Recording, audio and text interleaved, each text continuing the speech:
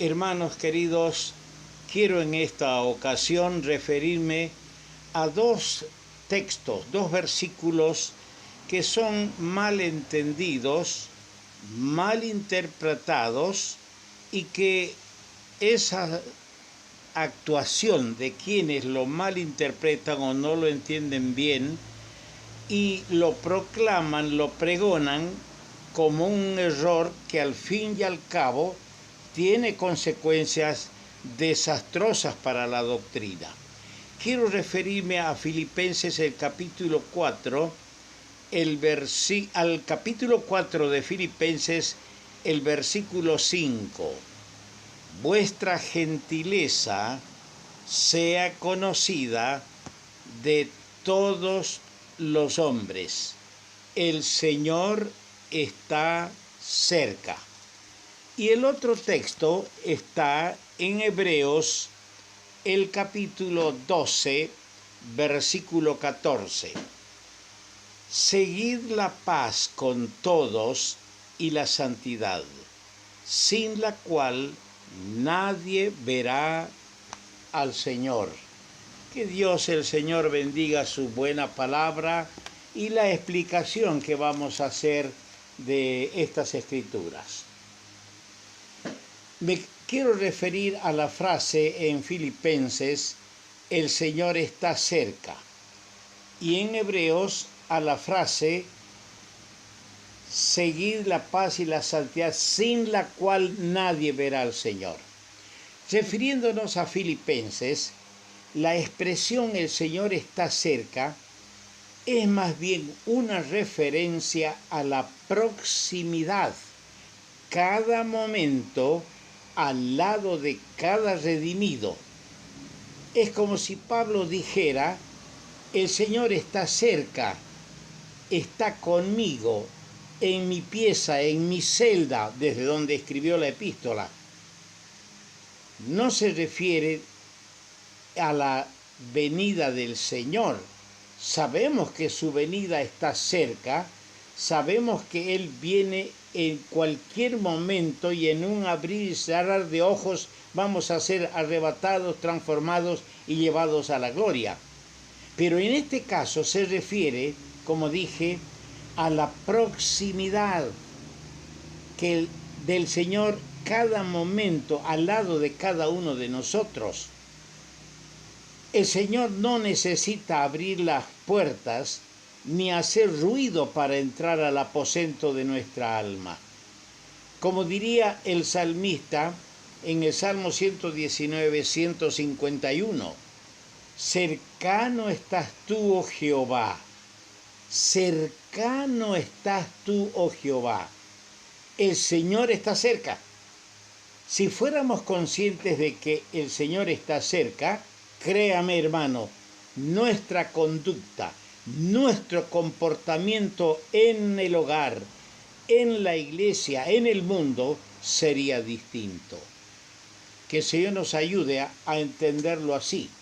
El Señor está cerca, es decir, cada momento. Y esto debe hacernos pensar y temblar ante nuestra actuación que tenemos que desarrollar cada momento, cada día. Ahora, los creyentes debemos seguir la paz con todos siempre. Así dice la palabra de Dios en la carta del apóstol Pablo a los romanos.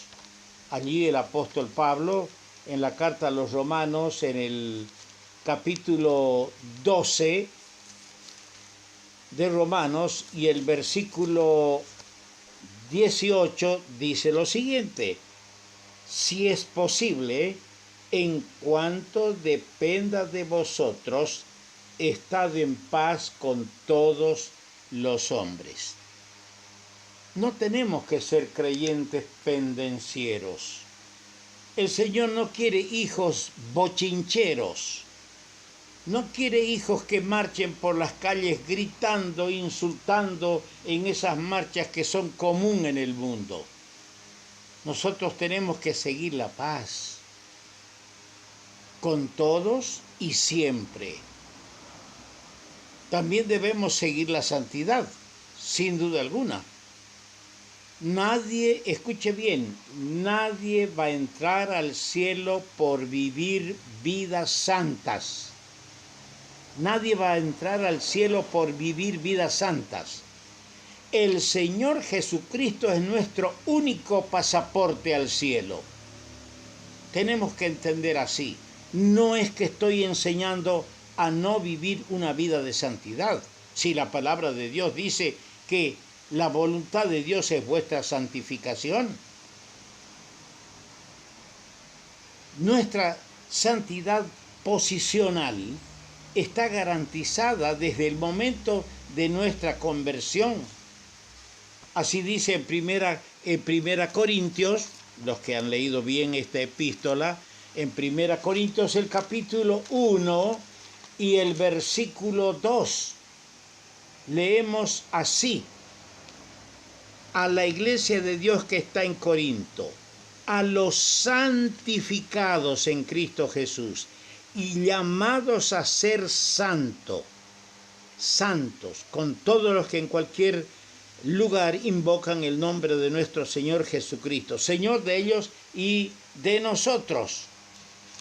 Y como si esto fuera poco, tenemos la aclaración en el capítulo 6, versículo 11 de la misma carta, 1 Corintios 6, 11. Y esto erais algunos. Después de mencionar una clase de pecados y de conductas, esto erais algunos, mas ya habéis sido lavados, ya habéis sido santificados, ya habéis sido justificados en el nombre del Señor Jesús y por el Espíritu de nuestro Dios.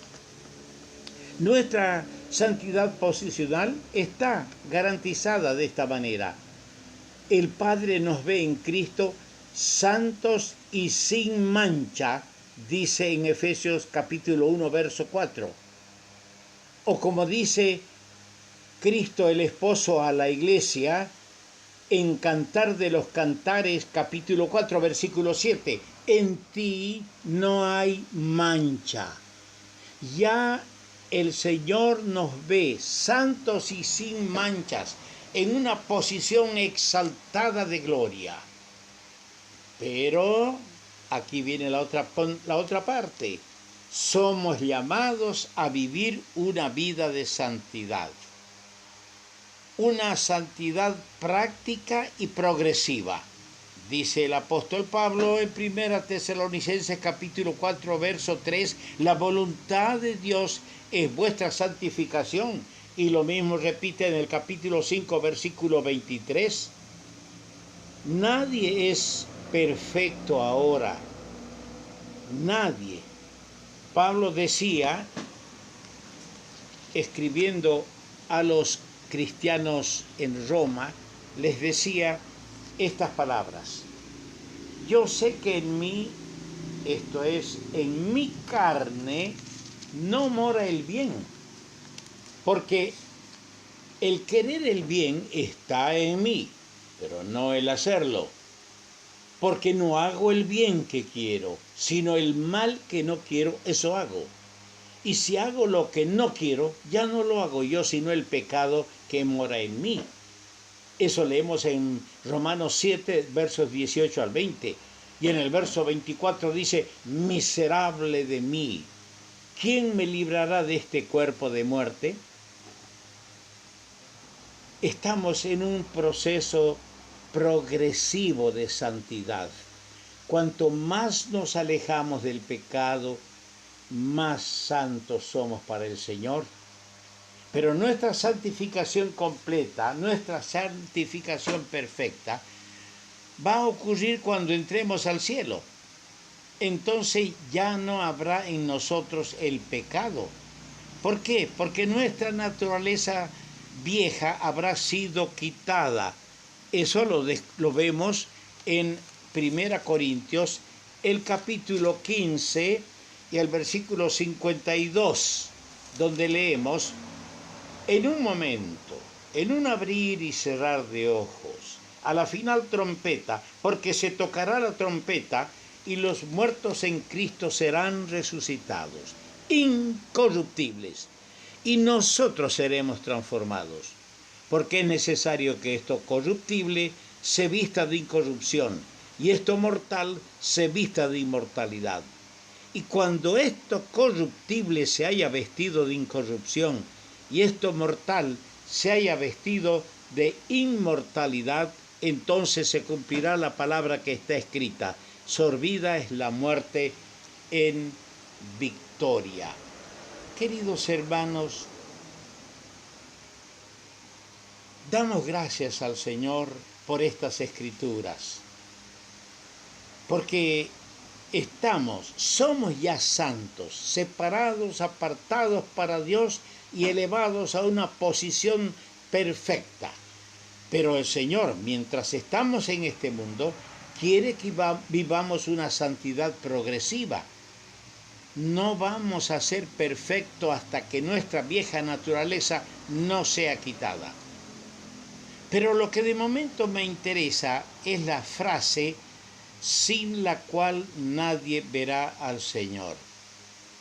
Hay muchos que predican que si un creyente peca, pierde la salvación, no va a ver al Señor. Y esto se ha hecho doctrina para muchos grupos, para muchas personas, confundiendo, arrebatando al creyente la fe, la esperanza y quitando al Señor el poder que tiene a través de la sangre preciosa de Cristo de salvar al pecador y darle vida eterna y vida para siempre. Esta frase, sin la cual nadie verá al Señor, no se refiere a la venida del Señor, no se refiere cuando vamos a estar con Él, más bien es una referencia a verle cada día, cuando en la intimidad entramos a su presencia en oración. No sé si ves al Señor cuando oras, o tus oraciones son solamente una práctica, una liturgia que se hace por hacerlo. Cuando entramos en oración, debemos entrar en un momento de quietud, de una calma, de una solemnidad que no hay en el mundo, y entrar y estar a solas con Él. Y ahí contemplamos su rostro, como deberían hacer los pastores de la iglesia. Así dice en el capítulo 13 de Hebreos, el versículo 17. Obedeced a vuestros pastores y sujetaos a ellos. ¿Por qué? Porque ellos velan por vuestras almas, como quienes han de dar cuenta, para que lo hagan con alegría y no quejándose, porque esto no es provechoso. Fíjese bien las palabras, no quejándose. Los pastores, los guías espirituales en la iglesia no van a entrar al cielo cuando ya estemos en el cielo a quejarse. Allá en el cielo, allá no va a haber quejas. Así que esto es un entrar diario, un frecuentar diario de los guías espirituales, de los ancianos, de los pastores que cuidan a la grey, a las ovejas. Cuando un hermano se porta mal, tiene una inconducta, se le reclama y vuelve a seguir en un trajín que no debe hacer, los pastores se acercan al Señor cada día para pedirle ayuda, para pedir por esa oveja que está descarriada o descarriándose. Los pastores lo hacen a diario y se acercan al trono de la gracia, como dice en Hebreos 4:16, para dar cuenta del cuidado de las ovejas. Este dar cuenta no es, repito, no es en el cielo, sino aquí en la tierra cada día. Así también, hermanos amados, debemos ver al Señor cada día. Cada día. Dice la palabra muy clarita, y esto hemos leído bien claro, seguid la paz y la santidad. No se puede cometer un pecado y en la noche orar y ver el rostro del Señor. ¿Por qué? Porque dice en Isaías 59:2, vuestras iniquidades han hecho división entre vosotros y vuestro Dios, y vuestros pecados han hecho ocultar de vosotros su rostro para no oír. Así debemos ver al Señor. No permitamos, hermanos, que el pecado oculte de nosotros el rostro de Dios. Qué bendecida es el alma cuando entra en la cámara secreta, cuando entra con sus problemas al Señor en oración y derrama su alma delante del Señor y puede contemplar el rostro del Señor, a veces sonriente porque su conducta, porque su actuación ha sido correcta, pero a veces triste porque no puede ver el rostro del Señor con esa libertad, porque hay algo que se ha constituido en un muro que lo divide de Él con el Señor. Que el Señor bendiga su buena palabra y nos dé la comprensión espiritual de estas Escrituras para saber actuar y gozarnos en la manera como al Señor le agrada. Que el Señor bendiga su palabra.